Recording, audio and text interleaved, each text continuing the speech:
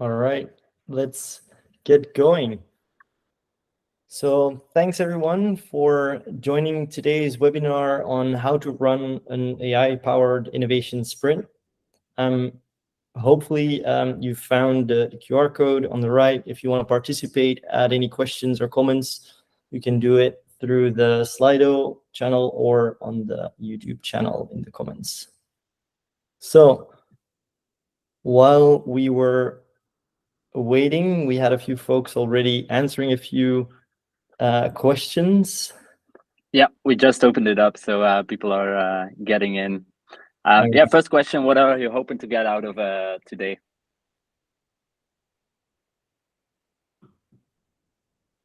So we'll give it a bit more time so that everybody can answer a few questions. In the meantime, potentially what I can do is I'll quickly give an introduction to who's here in the call from our end. So you have me, Vincent, I'm partner at Board of Innovation.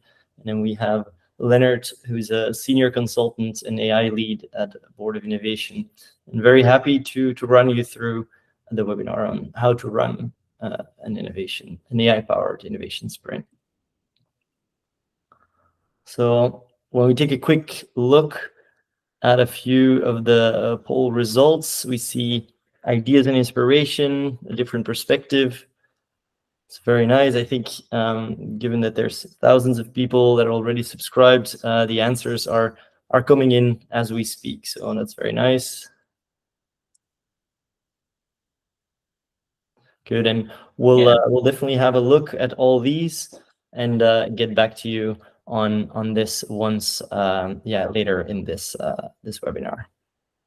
So what do we have for you today? On one hand, we'll start with AI for corporate innovation. Then we'll dive more specifically in AI-powered innovation sprints. Then the process and the tool stack that you need to do that. And then the final steps to run your own AI sprint. And then at the end, we'll share a few links to some interesting sources that you can use to do it for yourself. And we'll definitely open it up for a Q&A that, as I said, you can go through the YouTube channel or through the Slido questionnaires. So let's go into the creative AI for corporate innovation topic. So I think it's clear that AI is making very big waves. We've seen it, yes, in the yesterday's results of NVIDIA, but as well overall in certain studies that have been released. It's been said that it's very likely that it'll be a multiple that the impact of artificial intelligence will be much higher than potentially even what the internet did to us.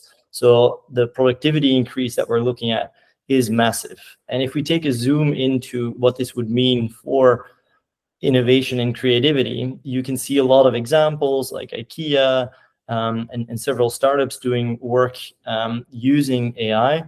Yet the big moves are, for example, where you see Microsoft's GitHub Copilot, where more or close to 50% of its code already being used or developed by generative AI. You see that the productivity and the speed at which things can be developed is much higher. And also in, for example, video gaming and other areas, you see a lot of potential. If we click through on the topic of innovation, and actually maybe more specifically on the front end of innovation, you can actually see that there's we're definitely looking critically at this as well, as how powerful is AI? Is it hallucinating? Is it actually giving you the results that we're looking for? Can we make decisions based on what AI gives us as answers? And there's plenty of studies being released these days. And for example, there's one that's really interesting on the usage of large language models for ID generation and innovation. And for example, that Cornell University study that was released earlier this year shows that the average quality of ideas generated by GPT-4 is higher than those by humans when you rate it on purchase intent.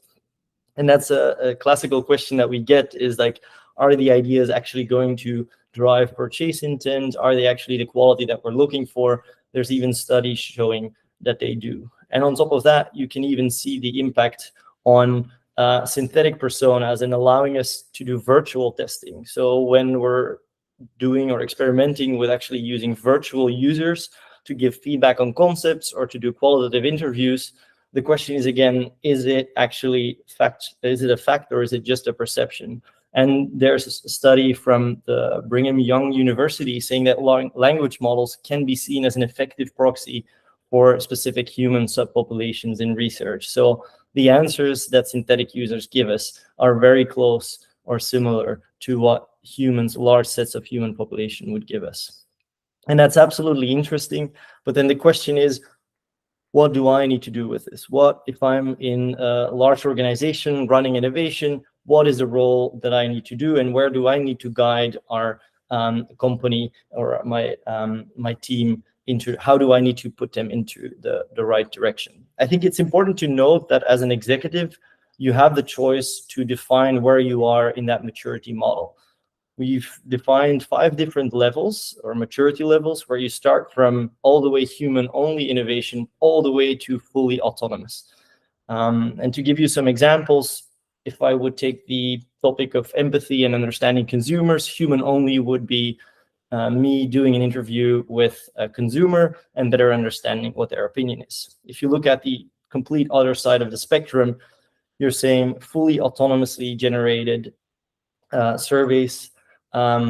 So meaning that the interview script is written by AI, the interview is run by AI, adds questions based on the responses of the respondent, and in fact, the interviewee is even a synthetic user, and the outcome and recommendations would lead directly to ideas rather than necessarily humans having to curate the insights that come out of it. You can see multiple levels in between, and what we're talking about here today is definitely in that middle field, like level 2, level 3, where it's AI powered. So we're using AI to the maximum amount we can to augment and speed up a lot of the work that we do in innovation sprints. And with that, it's important to note as well that there's multiple ways on how you can implement generative AI in your innovation processes, all the way from more experimental testing out what it means towards scaling it and implementing it across the whole organization. And if we're looking at this scheme, those 6 different quadrants, this webinar is really focused on that middle field of doing a specific sprint focused on a specific project. But given that we advise a lot of organizations on multiple fronts, very happy to, in follow-up webinars, maybe go into the strategic side of how to apply AI on a more strategic level, or very high level run keynotes that explain the benefit and the value of AI. Before I go into the details of the use case of an AI-powered innovation sprint, I'll go 2 seconds through Board of Innovation's introduction for those that don't know us yet. We're Board of Innovation. We're a global innovation firm that imagines tomorrow's products, services, and businesses and creates them today. And we have a team across more than 20 countries to make the impact at scale that our customers require us to do. And we join forces with the world's most ambitious businesses and help them to maximize the value of AI and to launch those new products in the fastest and best way possible. So let's click through on the AI-powered innovation sprint. What the best and easiest way to describe an AI-powered innovation sprint is with a very simple quote, which says, like, a sprint without AI is like running a race without shoes. There's so much technicalities, there's so much tools out there that really allow us to do things that are fundamentally different from a regular sprint, which really gives you a competitive advantage that you haven't seen before. The results of what you can achieve with generative AI are so much bigger than what you have without it. So, and we're going to give you a glimpse of not only the process that we'll go through, but also the exact tools we use and what you need as a team to get going. And if I dive a little deeper into this, I can highlight a few elements on what is that design sprint, the original design sprint, a 5-day format in which you go all the way from idea to validation of an idea, and why we actually decided to actually augment it with AI tools. I think at first it's important to note that in general, blocking a set of 5 days specific group of people into one room is quite a big commitment, especially if you want to make sure that that results into to impactful solutions, and that in the end it can really be implemented. And the issues we see down the line is that in the early stages of such a sprint, you often lack some quality on concepts. So the viability, the visual design of those concepts are very early stage, which makes it hard to evaluate one against the other. And that actually also leads to selection bias. A lot of it is done by humans, be it within the room, be it within the strategic decision makers. There's a lot of selection bias, whereas that's something that you can definitely take away using AI. And there's a lot of overthinking. Once you've made a choice, what idea is the best, you select the one that's that you want to go forward to, and you rethink every feature, every product or service feature that you plan to test out with consumers in the end. And then finally, you end up with, although is it clickable, is it a visual prototype, it's still lower fidelity. The fidelity of concepts is so much higher using generative AI.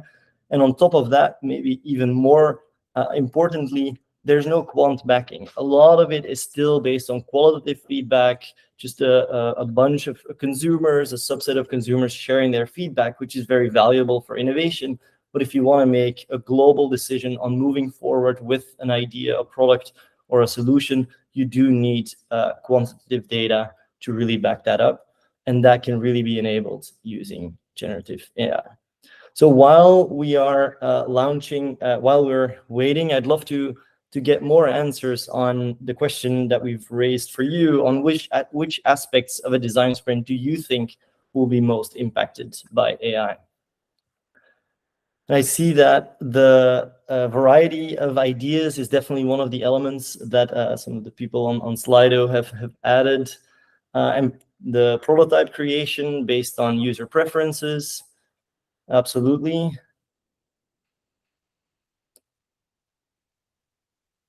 Interesting to see. What is it for you, Vincent? Sorry? What is it for you? I think it definitely starts very early in the front end. I think the idea generation is absolutely most impacted by AI. But it's interesting to see the dynamic of the prototyping itself also being a very big one. So the visualization, the quality and fidelity and speed of design is just completely different. Super nice to see so many respondents sharing their answers, and would love to get more even throughout the presentation, and we'll share it back afterwards on what the final results were.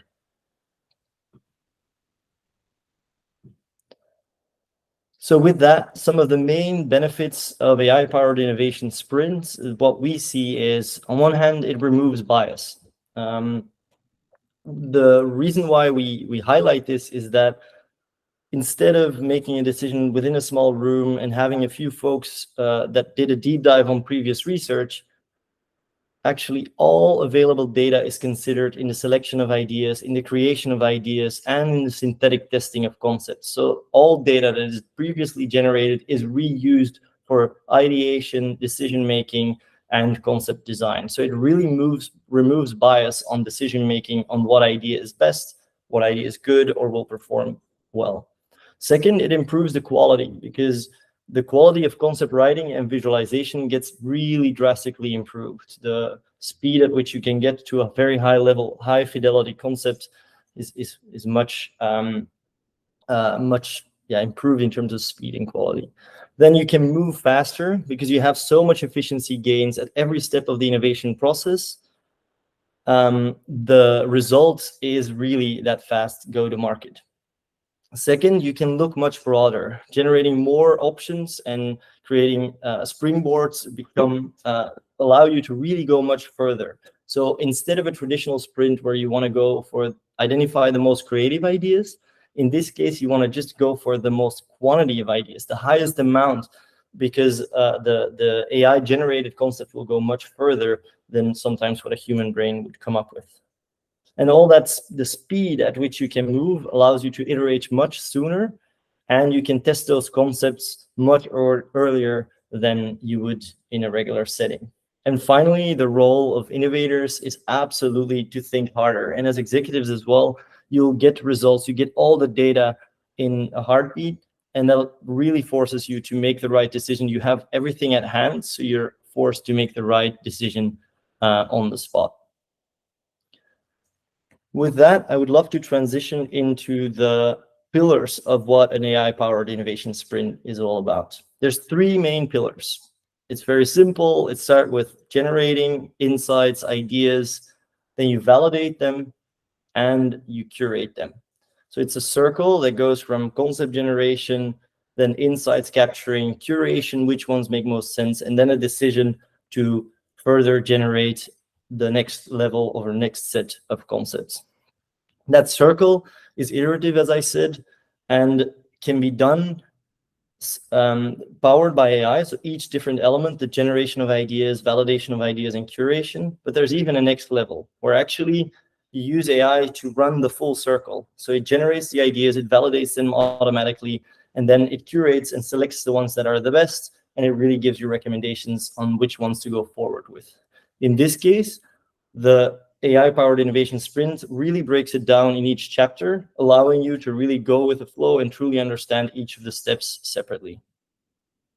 So that brings us to that simple yet powerful process where you start with really data reviewing and data and model training. So you want to use as much information that you have and input it in your own large language model, allowing you to train the data so that during the sprint, everything is set up to get the right results, to do the right evaluation, and to get you going. The second step is the actual sprint. You go through those three elements of first, the generation of an exponential amount of insights into a summarized subset, and second, an exponential amount of ideas that will be generated in the process. Second, you go for validation through synthetic testing and synthetic design. So you create new concepts really fast and of really high quality. And finally, you curate the best ideas. You do high fidelity concept design, and you actually bring those concepts to the next level so that they're nearly ready for that go-to-market. Or if you're not satisfied with the results, you can obviously iterate again. With that, I think it's most interesting and probably also a big reason why many of you have joined this webinar. We'd love to give you a true deep dive into each of the different steps and the tool stack that is needed to make it happen. Yes, let's dive into the meat. So we have activities, we have tools, and we have, of course, the people, the team that should make this happen. Let's maybe start with the first one, the activity. So to put some more meat to the bones, what we mean by training, everything that comes before, is actually you want to gather all your research together. You want to gather your trends, your market insights, your user insights, your competitive intelligence. You want to put all of that together to basically be able to tap into that during the 3-day sprint. Great tools for that are also mentioned, but we'll dive more into tools later, as I said. Then the sprint itself is actually a kind of like loop of a very iterative loop of generating, validating, and curating, and that will take place a couple of times throughout the 3 days. But let's say day one is mostly generation, where you basically immerse with your insights that are already there. You basically built or trained your own large language model, and you want to tap into that, and you want to fully understand the market. You want to nail the problem, and you want to generate jobs to be done for every opportunity area that you might cover. And then using Gen AI tools, you'll actually quickly get to 100s of ideas with the right prompts. So more about that later as well. So you have this short list, you have this long list, and then on day two, we'll actually get to more short list type of number of IDs to cover. And those you'll get with synthetic users. Also more about that later, but basically you want to just keep something that is manageable, and then you want to basically build on this. You want to listen to synthetic users, and you want to get their feedback to refine. and also to prototype. Prototype, make visual representations of what your idea is about. To then, on day 3, to be able to put it in front of real users and get real consumer feedback and iterate with them as well. You'll also do concept writing, great tools for that as well, or Jasper.ai and Durable.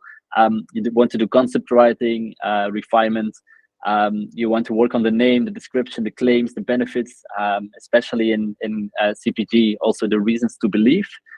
You want to do cross-check with your competitive positioning, where do you end up? And yeah, actually in 2 days, you already get to such a high fidelity prototype that this is something you can proudly take to your real consumers. To then basically iterate or go to market after already. You want to capture all your learnings from the sprints, of course, the process, but also from what you learned with regards to your concept. And you want to work on recommendations and next steps. Now, diving into that day 1 and also getting a bit more into tooling.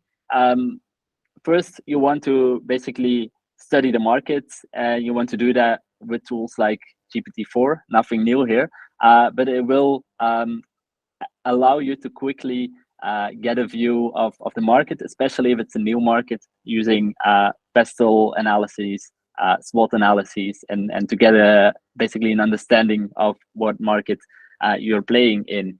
You also want to augment this with synthetic users that can help you to really nail the problem. They will shortly actually allow you to run custom scripts. It's still in beta, but we're trying it out and it's actually quite nice. So you can cover the full, your full demographic. And within that, you focus on different users and you see how they would react to the problem to make sure that you nail the problem, but also to potential solutions. What you also want to do before diving into ideation. So building that large language model with everything I've said before, but also in B2B, there's actually a massive pile of data, like annual reports, like earning calls, like Q&A sessions with stakeholders. All of that is readily available. You can basically get that from your suppliers, from your customers, and you can feed that to your large language model. What we recommend is, for example, GPT 3.5. We've actually found it in fine-tuning it with your own data, that it would be, and this has actually been confirmed by OpenAI earlier this week, that it would be more precise and less risk of hallucination if you use 3.5 and not GPT-4 to train it with your own company data. You can also use Claude 2, which can handle up to 100K tokens. So that's also a massive input that you can give it. Or Chatbase is one of the other tools that we've been experimenting with. And then you basically want to find patterns in your data, of course.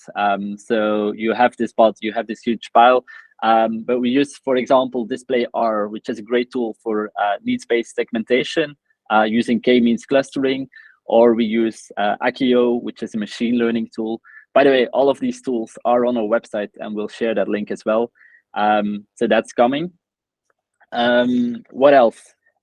Especially if you're in CPG, then there's tools to do social discovery. So what are people blogging about? What are they posting about? What you see here is Como.ai and also Tastewise. And Tastewise is actually reading what people post specifically about food and bev. And so in this example, it, for example, points out that Vietnamese coffee has been trending lately on social media. So if you're a coffee company, good inputs to work with, of course.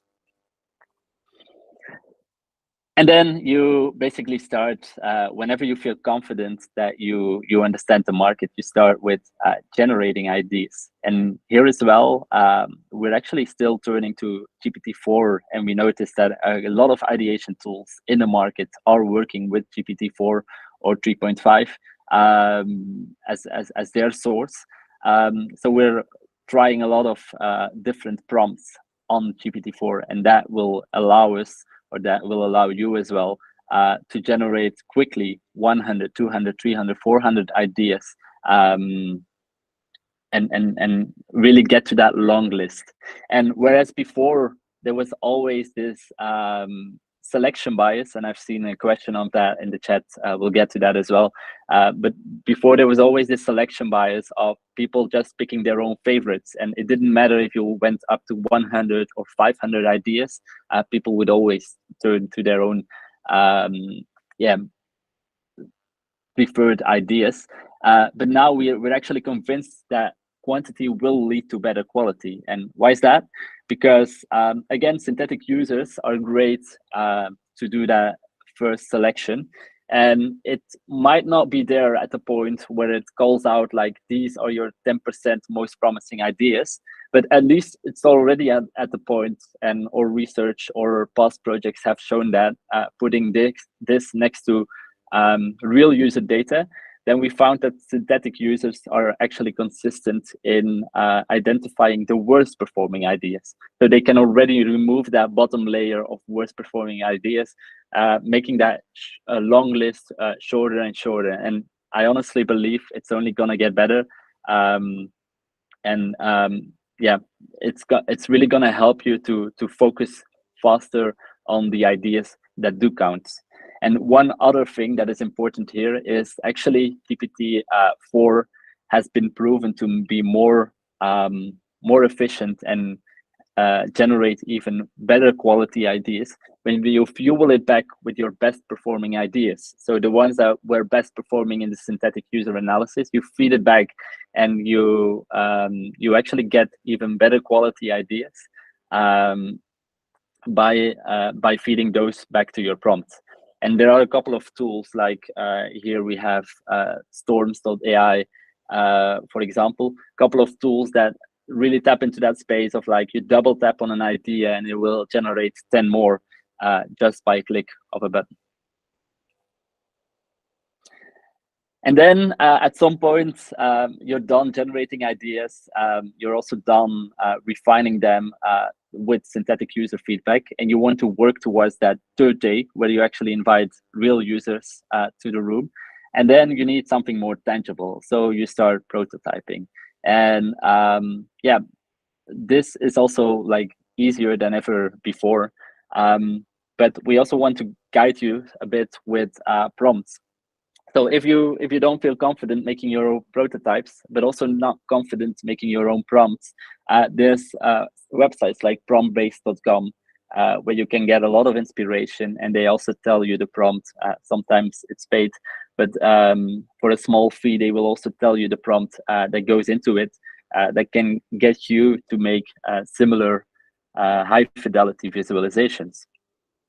Some other ideas are actually Midjourney's describe function, where you give it a good prototype and it will actually guess what prompt goes into that, and then you just have to iterate on the existing prompt, and you you can make your own prototypes in the same style of that specific visual. Where I touched taste-wise briefly a couple of slides ago in like the insights, they are also now working on Taste GPT.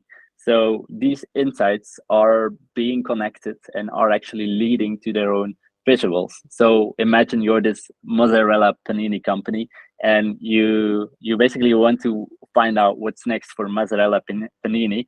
It already connected it with garlic bread that is apparently like trending on social media, and it comes up with this new concept that and a visual already that makes it all very tangible to put in front of customers. And then the third thing that we're also exploring already actively with clients is since we have that powerful loop of data going into a prompt and then making a new visual, you can actually get taste test results of how your product actually tastes, how people actually would describe it, and you can feed that back to your prompt to then create better visuals for the package of your product. And then for the first time ever, you would actually optimize your products for retention, not for acquisition. And then on day 3, all that's left is actually refining your marketing content and putting your product or visual or prototype in front of real users. And whereas before we were playing on that third and fourth level of AI actually talking to humans and to synthetic users, now we want to go more high fidelity, at least for now. And we want humans to have conversations with humans and to learn, like, how do they really like what we came up with on day 4. And meanwhile, I've also opened the poll to get your own tools, and it's a word cloud. So this is telling me Copilot orchestrate. Yeah, I will need to check this phase doesn't exist. It's a great tool indeed. I will need to check the raw data to really see what's here. Microsoft is also mentioned a couple of times.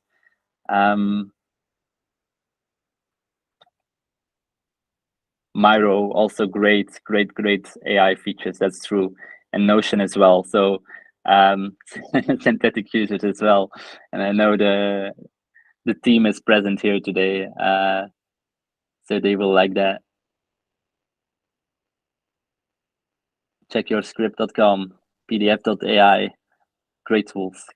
Thank you so much for this. But of course, tools are just tools, and yeah, you need more. You need an amazing team to make that happen. So also, what we suggest for you to succeed in this sprint is a tool that is consistent out of some familiar faces, like a project lead, of course, a facilitator. Especially now with the AI, teams are making different speeds, so facilitation becomes more important than ever. And of course, your R&D people, your packaging people, you want to keep the pulse of the market and the pulse of what's possible throughout your sprints. You want marketeers, of course, to be present, and you want visual designers that now will transform into visual prompt designers, because the prompt is more important than ever. There's also AI data analysts that will help you to design your experiments. So yeah, those will actually in a tandem run most of the AI testing. And then of course there should also be someone overviewing this in the room, legal and AI ethics person that yeah, keeps an eye on everything that's going on. And what you want to do throughout the sprint as well is to establish a prompt library with prompts that specifically work for your team, for your industry, for your company, and those you want to keep and be sure that everyone in the room can actually access them and use them. Yeah, onwards.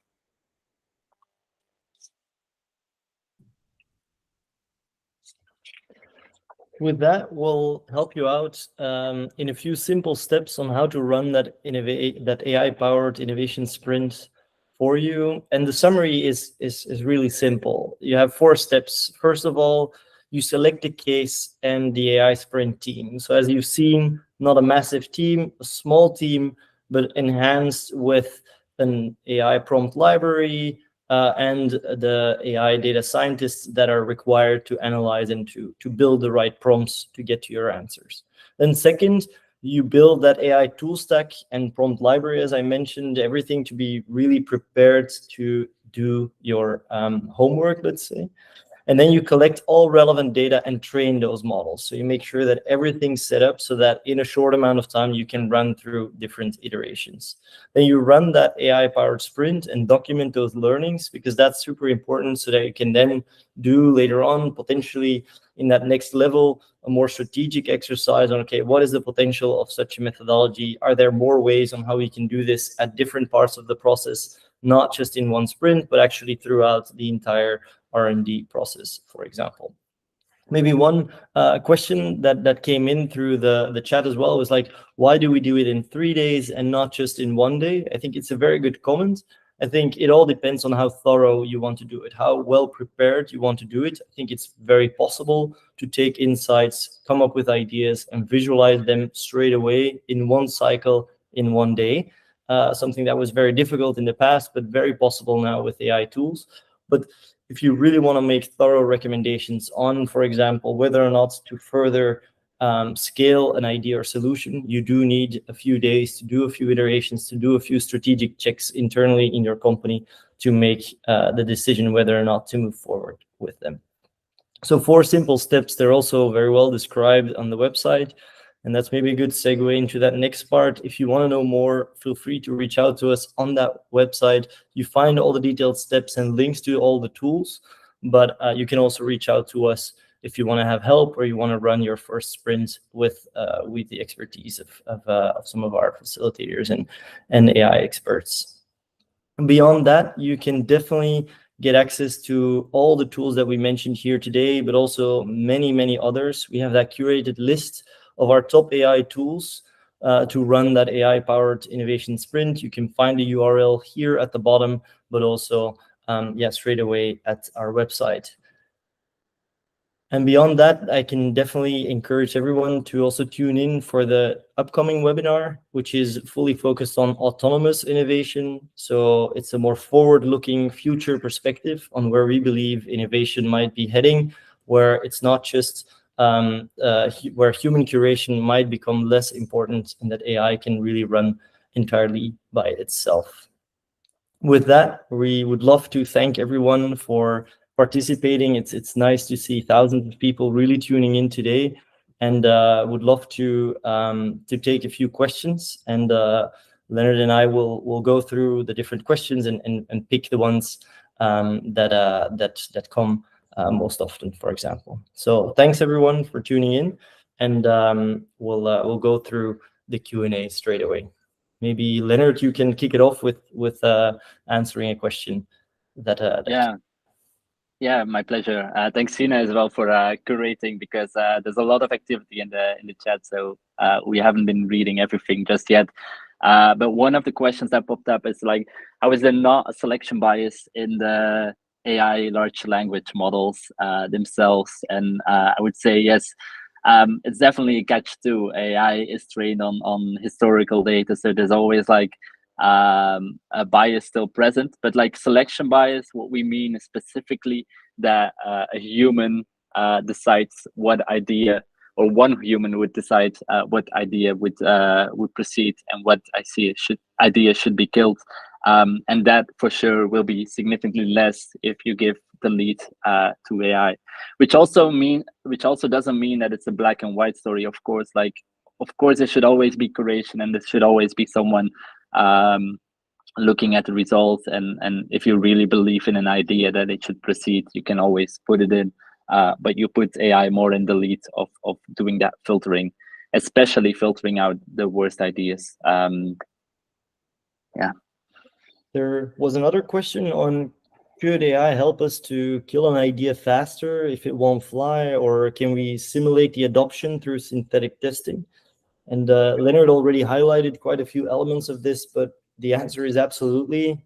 You can actually train using personas and historical interviewing data. You can train a synthetic user, a synthetic persona, to actually answer whether or not it has a certain buying intent, whether or not it likes certain features. So you can definitely really filter ideas using synthetic testing. So the answer is absolutely yes. At the moment, we do recommend to also do human testing. So we definitely have actual humans giving feedback through social media, but also directly. But the data also shows that it is giving very accurate answers, both from a quantitative and qualitative standpoint. Mm-hmm. Yeah, another great question, by the way. Why 1 week for an ideation, validation, and prototyping loop? Why can it not be done in 1 day? And actually, it's true. It's still speeding up. So for now, we recommend 3 days and to really take the time. But let's talk again in 6 months. For now, we believe that if you want to do it properly, that 3 days are still needed.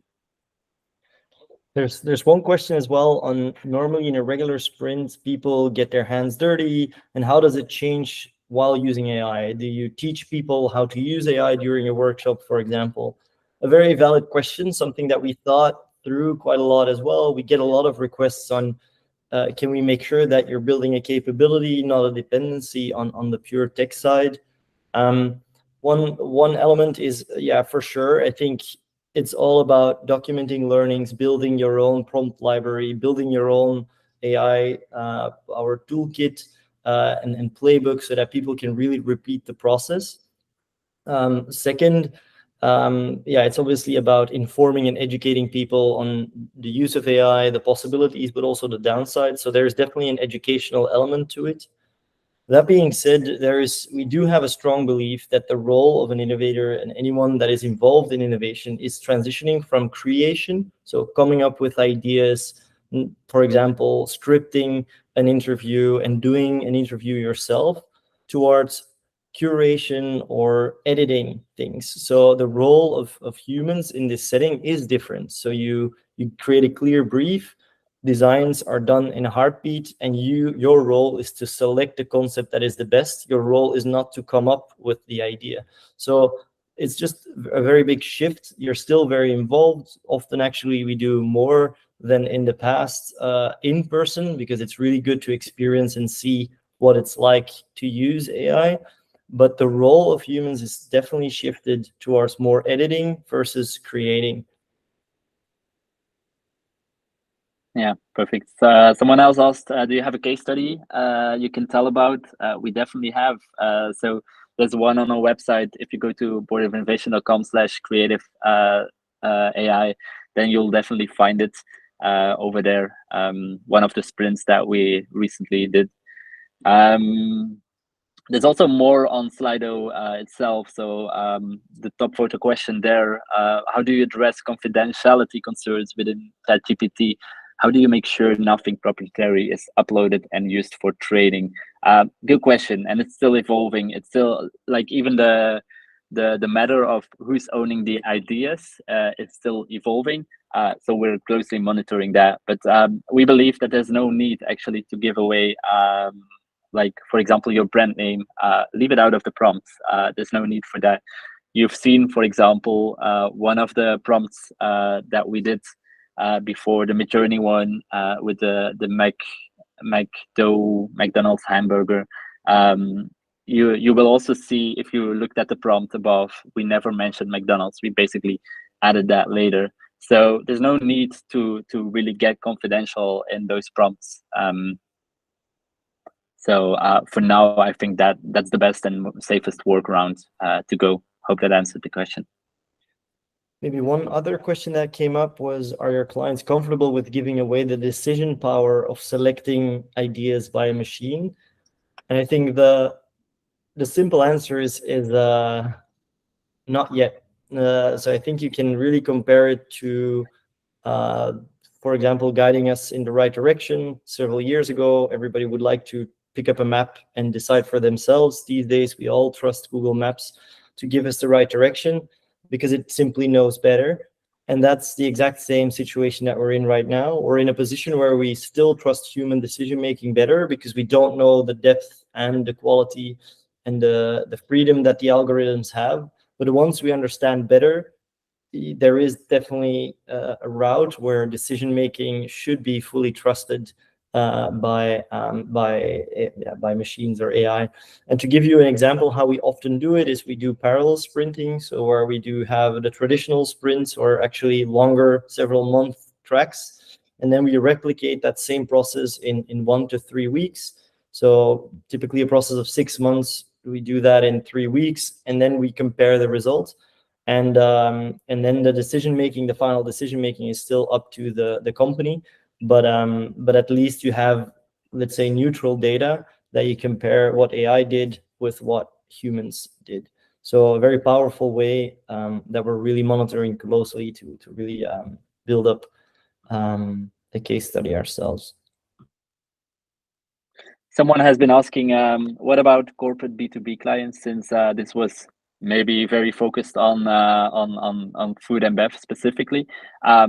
I think the impact can be great there as well, and if not greater, because the starting point is just like, it's a slower moving industry. If you then adapt to those tools, you'll quickly get a massive competitive advantage. And I'm not sure if this question was raised before or after I shared, for example, how you can pull up annual reports and earning calls and all of these in like a large language model. But that's definitely a way to go. So that's definitely something that should be explored further, to basically try to mimic your corporate B2B clients, because even if you're B2B, you're in the end selling or buying, selling from a human, selling to a human that has a certain goal, role description, pains, gains, jobs to be done. So to that extent, it's not that much different. Yeah, and on that front, I can build on it. We've done a lot of work using AI in a B2B context, also in a pharmaceutical context, and one of the benefits even of using, for example, synthetic users or using it in that context is that often you don't have an easy access to your customers. It's a super small subset of people, or you're simply not allowed to because there's barriers in between contacting people directly. You can actually train a model to synthetically represent that individual, and therefore you can actually get answers and perspectives on certain topics without every time having to go to them directly. Obviously, you still need to do it in the end, but it's, especially in innovation process, super powerful to get continuous iterative feedback, and that can be done synthetically.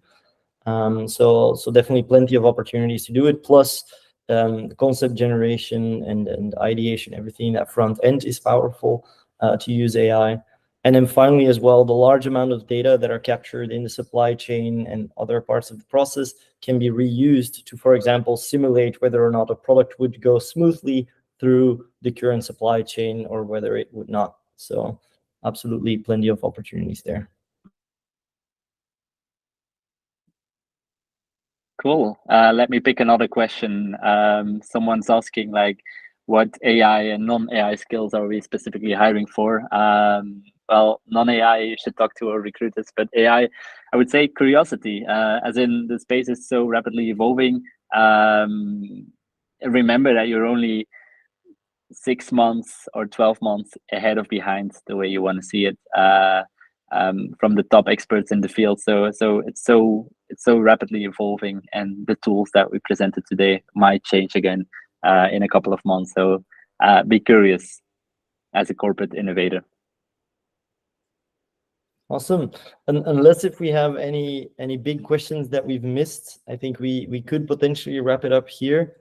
And then we'll we're super happy to answer any follow-up questions directly through Leonard and myself, but mainly would recommend to make sure to go through the website. The Creative AI page collects everything in one place, and then through that you can go through the AI sprint page, the AI tool stack, the reports that we've written, and definitely plenty more that will come soon.